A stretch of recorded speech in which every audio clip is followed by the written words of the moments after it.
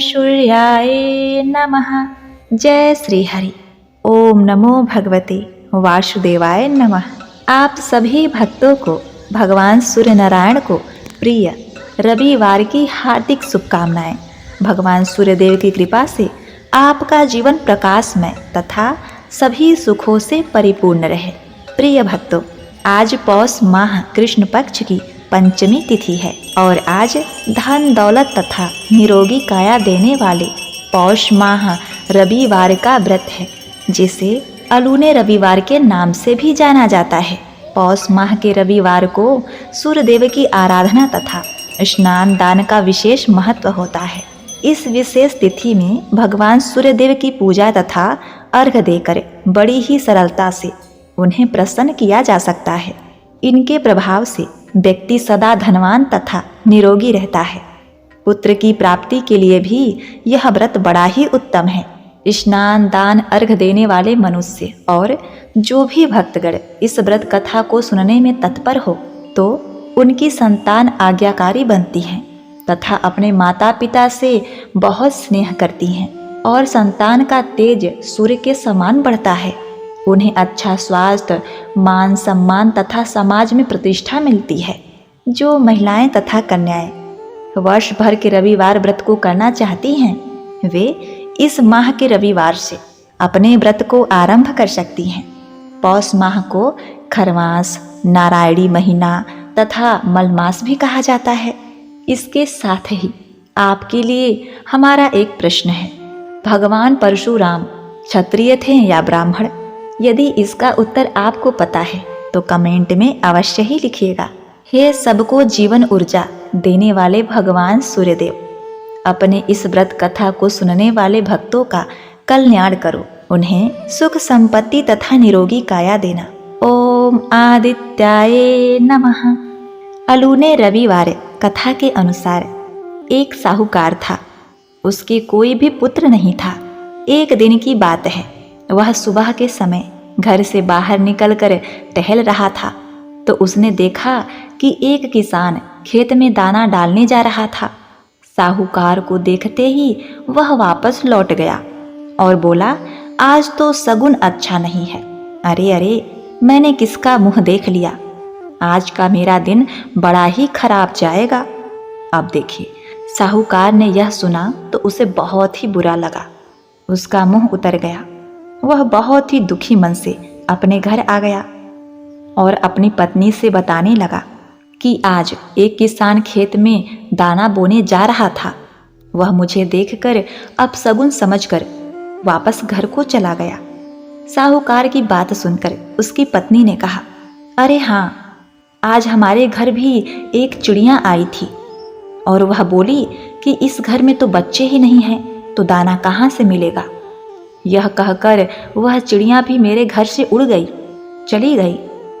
अब देखिए, यह सब सुनकर साहूकार को बड़ा दुख भी हुआ और क्रोध भी आया।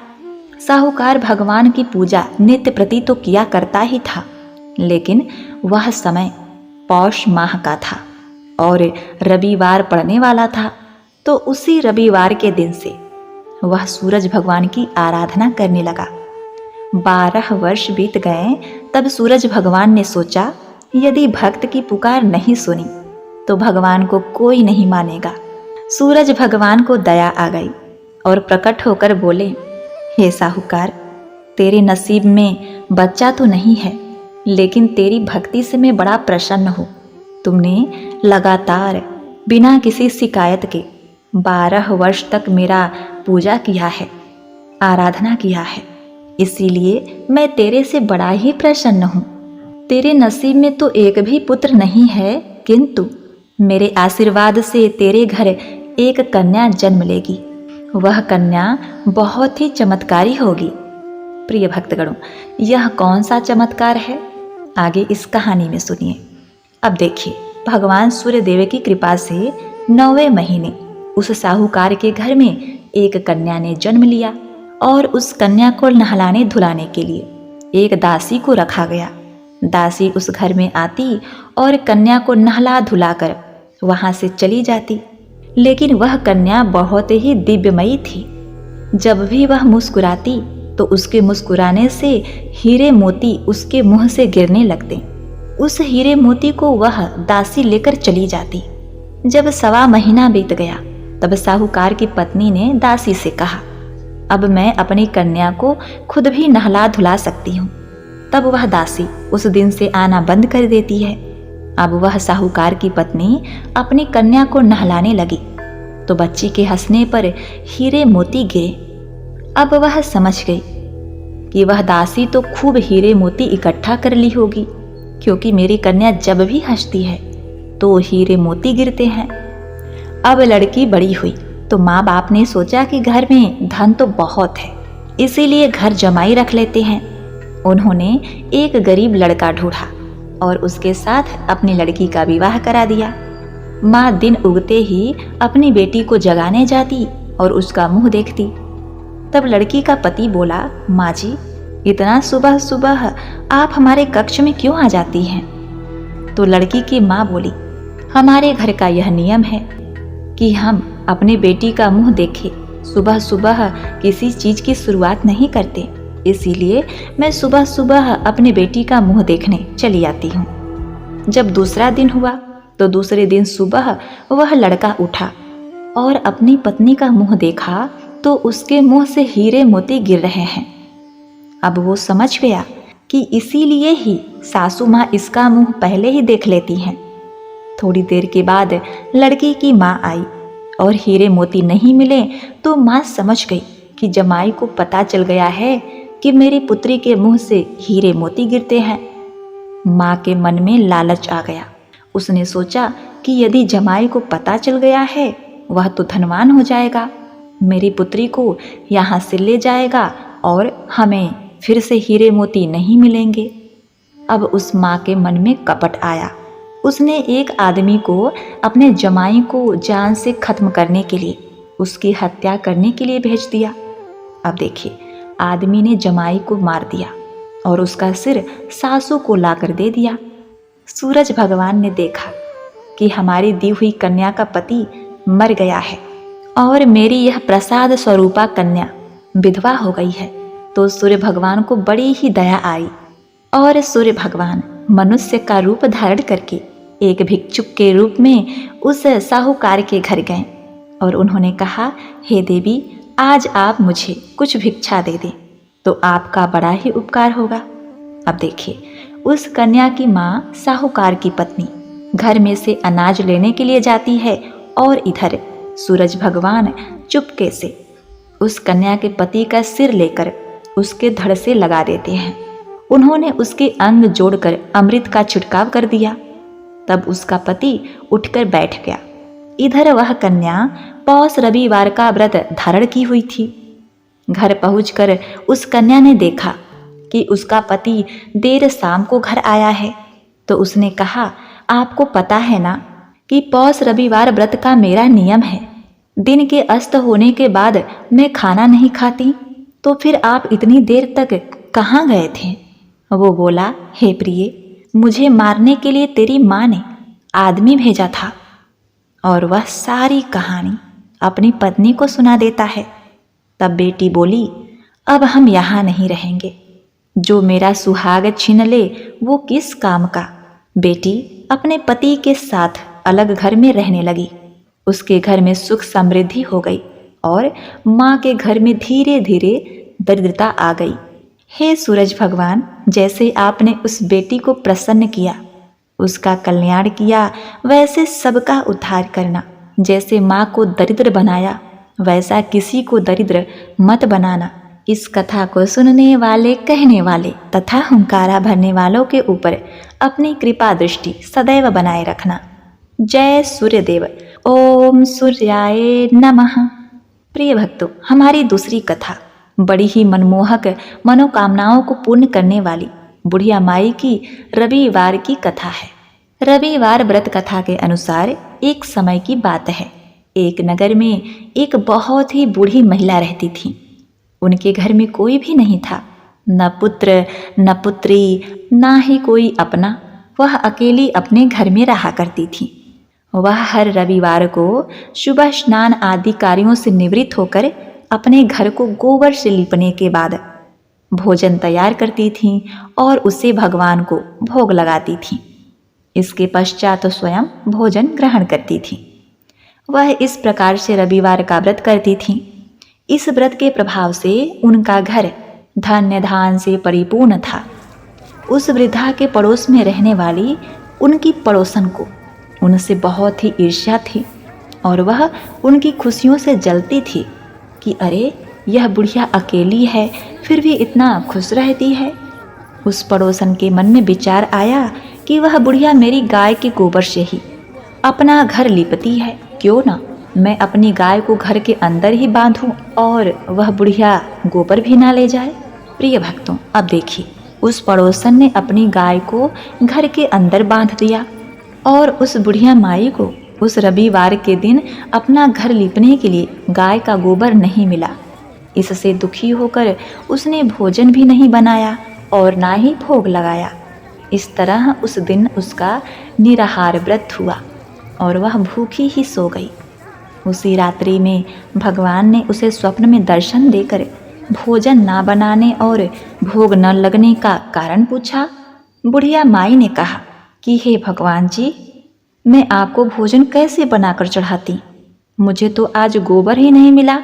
तब भगवान ने कहा कि मैं तुम्हारी भक्ति से प्रसन्न होकर तुम्हें वरदान में ऐसी गाय देती हूँ जिससे तुम्हारी सभी इच्छाएं पूर्ण हो जाएंगी और मरणोपरांत तुम्हें मोक्ष की प्राप्ति होगी। ऐसा वरदान देकर प्रभु अंतर ध्यान हो गए। बुढ़िया माई जब सुबह उठती हैं तो उन्होंने देखा कि उनके आंगन में एक गाय और बछड़ा बंधे हैं। वह बहुत ही प्रसन्न हो गई और उसको घर के बाहर ही बांध दिया। गाय की सेवा करने लगी।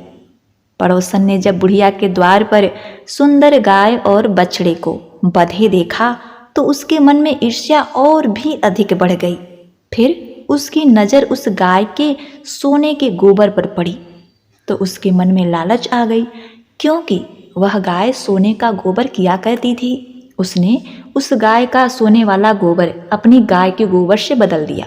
फिर वह हर दिन ऐसा ही करने लगी। उस सीधी साधी बुढ़िया माई को आभास भी नहीं था कि उसकी गाय सोने का गोबर करती है। प्रिय भक्तगणों, जैसा कि हम सब लोग जानते हैं, ईश्वर सर्वव्यापी हैं और सब कुछ देखा करते हैं। अपनी भक्त को इस तरह से ठगा जाता देखकर प्रभु ने एक शाम अपनी माया से तूफान वाला मौसम बना दिया और जोर जोर से आंधी चलाने लगे। तब बुढ़िया माई ने अपनी गाय की रक्षा के लिए उसको घर के भीतर बांध दिया और सो गई। सुबह उठकर उसने देखा कि उसकी गाय ने सोने का गोबर किया है तो वह बहुत ही आश्चर्य हो गई। तब तो वह प्रतिदिन अपनी गाय को घर के भीतर ही रखने लगी। उधर जब पड़ोसन ने देखा कि अब वह बुढ़िया गाय को घर के अंदर ही बांधा करती है तो उसका मन ईर्ष्या से जल उठा। उसने नगर के राजा के पास जाकर उनसे चुगली कर दी। उसने कहा, महाराज, हमारी गांव में एक बुढ़िया माई है। उसके पास एक ऐसी चमत्कारी गाय है जो कि सिर्फ आपको ही शोभा देगी। आप तो महाराजा हैं, वह गाय आपके पास होनी चाहिए। उस अकेली बुढ़िया के पास वह गाय क्या करेगी? प्रिय भक्तों, उस पड़ोसन ने यह भी बताया कि वह दिव्य गाय रोज सोने का गोबर देती है और हे महाराज, उस सोने के गोबर से आपका राज्यकोष भर जाएगा। राजा उसकी बातों से प्रभावित हो गया और उसने अपने दूतों को उस बुढ़िया माई के घर भेजकर बुढ़िया माई के घर से गाय को अपने महल में लाने का आदेश दिया। राजा के दूत बलपूर्वक बूढ़ी मैया की गाय को छीनकर महल ले गए। बूढ़ी मैया बहुत दुखी हुई और बार बार विलाप करने लगी। वह बूढ़ी मैया रात भर रोती रही और भगवान का ध्यान करके दुखी होती रही। अपने भक्तों की ऐसी अवस्था देखकर भगवान ने उसी रात्रि राजा को स्वप्न में दर्शन देकर कहा, हे राजन, तुमने जिस बुढ़िया माई के गाय को छीना है उसे तुरंत लौटा दो, अन्यथा तुम्हारा नाश हो जाएगा। ऐसा स्वप्न देखकर राजा तो घबरा गया और अगले दिन सुबह जब उठा तो उसका सारा महल गोबर से भरा हुआ दिखा। चारों ओर गोबर ही गोबर, और उस गोबर की दुर्गंध से सांस लेना भी दुर्भर हो गया था। राजा समझ गया यह सब प्रभु की माया है। उन्होंने इसीलिए ही स्वप्न में दर्शन देकर सावधान किया था। राजा ने तुरंत ही अपने दूतों को आदेश दिया कि उस बुढ़िया माई को दरबार में लेकर आए। दूतों ने वैसा ही किया। राजा ने उस बुढ़िया माई को सम्मान के साथ उसकी गाय और बछड़ा लौटा दिया और उस दुष्ट पड़ोसन को दंड भी दिया। ऐसा करने से राजा के महल से गंदगी दूर हो गई। उसी दिन से राजा ने भी रविवार का व्रत करना आरंभ कर दिया और नगर में भी व्रत के महत्व का प्रचार किया। इससे उस नगर के लोग भी इस व्रत को करने लगे। इससे उनके सभी कष्ट और पीड़ाएं दूर हो गए और उस नगर पर कोई भी प्राकृतिक आपदा भी नहीं आती थी। सारी प्रजा सुखी से जीने लगी।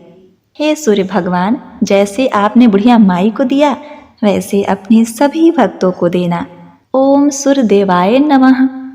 प्रिय भक्तों, अब आइए सूर्य भगवान के 12 नामों का जप करते हैं। ओम मित्राय नमः, ओम रवे नमः, ओम सूर्याय नमः, ओम भानवे नमः, ओम खगाय नमः, ओम पुष्णे नमः, ओम हिरण्यगर्भाय नमः, ओम मरीचये नमः, ओम आदित्याय नमः, ओम सावित्रे नमः, ओम अर्काय नमः, ओम भास्कराय नमः। प्रिय भक्तगणों, सूर्य भगवान की आरती सुनते हुए इस कथा का समापन करते हैं। ओम जय सूर्य भगवान, जय हो दिनकर भगवान, जगत के नेत्र स्वरूपा तुम हो त्रिगुण स्वरूपा, धरत सब ही तब ध्यान, ओम जय सूर्य भगवान, ओम जय सूर्य भगवान। सारथी अरुण है प्रभु तुम श्वेत कमल धारी, तुम 4 भुजाधारी, अश्व है 7 तुम्हारे, कोटि किरण पसारे, तुम हो देव महान। ओम जय सूर्य भगवान, ओम जय सूर्य भगवान, जय हो दिनकर भगवान। उषा काल में जब तुम उदयाचल जाते, सब तब दर्शन पाते, फैलाते उजियारा, जागत तब जग सारा, करे सब गुणगान।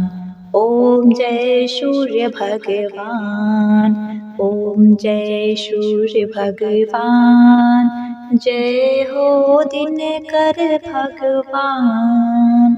संध्या में भुवनेश्वर अस्ताचल जाते, गोधन तब घर आते, गोधूली बेला में, हर घर आंगन में हो तब महिमा गान।